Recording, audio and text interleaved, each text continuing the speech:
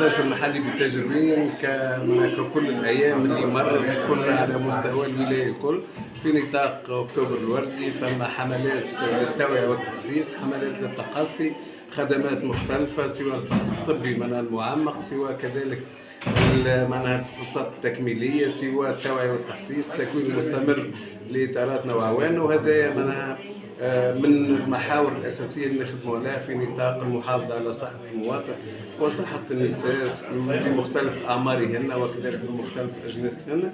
ولليوم لحد اليوم تقريبا 17 يوم شفنا حوالي 2350 مرأة في ولاية الكيف. معناها فما تقصي حوالي 500 يستحقوا المتابعة، يستحقوا معناها الليكوغرافي، ويستحقوا معناها الفحوصات التكميلية. والهدف الأساسي هو حماية المرأة وحماية المواطن من الأمراض هذه عافانا وعافاكم الله، هذه هي السرطانات أو الأمراض المزمنة. وبالتالي مجهود كبير في شراكة بين القطاع العام والقطاع الخاص، الجمعيات المهتمة، كذلك الإعلام يعطيكم الصحة تعاونوا فينا في المجال هذا. إن شاء الله نتوفقوا في خدمة مواطنينا في ولاية الكيف ووقايتهم من الأمراض، سواء كانت الأمراض المزمنة أو الأمراض الخبيثة كالسرطانات عافانا وعافاكم الله.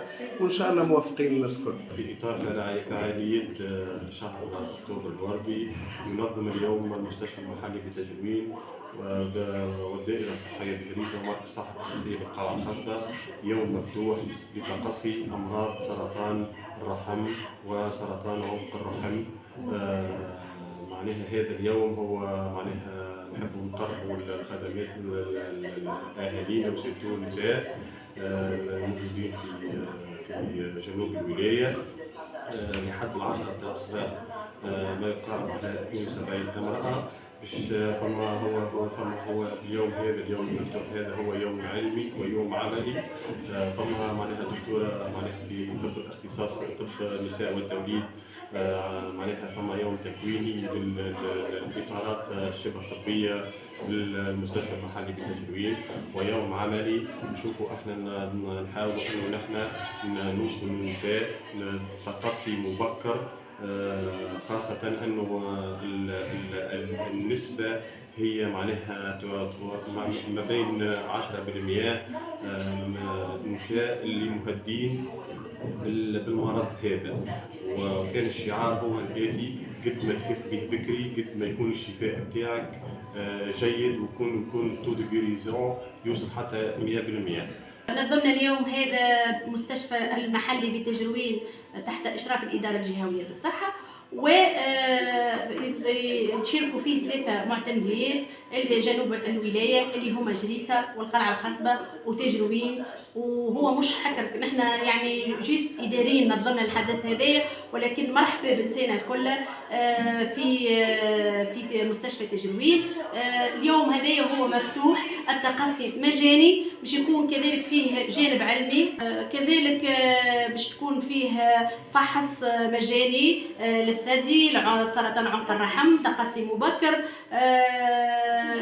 ورشات تحسيسية حول التغذية، حول صحة المرأة والوقاية، حول الرضاعة الطبيعية وأهميتها في الوقاية من سرطان الثدي، كذلك ورشات حول التلقيح ضد سرطان عنق الرحم واللي هو مهم برشا باش نستغلوا التجمع هذا.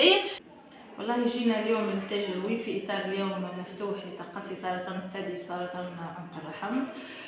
حبينا باش نتكاتفوا جنبا إلى جنب زميلاتنا مقابلات المستشفى المحلي للتجروين باش نحاولوا نمسوا أكثر شريحة عمرية من النساء في أهالي التجروين. ومعناها احنا نشوف التقصي وبعدنا نفهم باش يعملوا ايكو عند طبيبة النساء الدكتورة تساوي أماني. لحد الآن معناها وصلنا لنسبة نساء 102 امرأة، فيهم حالات موجودين، حالات معناها لقيناهم اللي هما معناها السوسبي وجهناهم للدكتورة تساوي، فما شكون وجهناهم باش يعملوا ماموغرافي في سبيطار الكيف، وان شاء الله بالشفاء للنساء الكل. وان شاء الله نحاولوا انها هذه تولي عاده، هو راهو في اطار خدمتنا اليوميه هذه، اما نحن نحاولوا في اكتوبر روز نكثفوا اكثر باش نمسوا اكثر شريحه كما قلت لكم. ان شاء الله ربي يشفي النساء الكل وانا معاهم قابلات جنبا الى جنب بجنب النساء. اليوم متواجدين في اطار تظاهره اكتوبر الوردي. ساهمنا بدعوه من المستشفى المحلي لتجروين وجمعيه تمثيل القابلات. الحضور الحقيقه كان كثيف واستنفعوا كثير من النساء في هذه التظاهره من كشف طبي وسريري ومعاينه من قبل القابلات واطار طبي وشبه طبي كامل. مشكورين الحقيقه اللي حضروا واللي ساندوا في هذه التظاهره.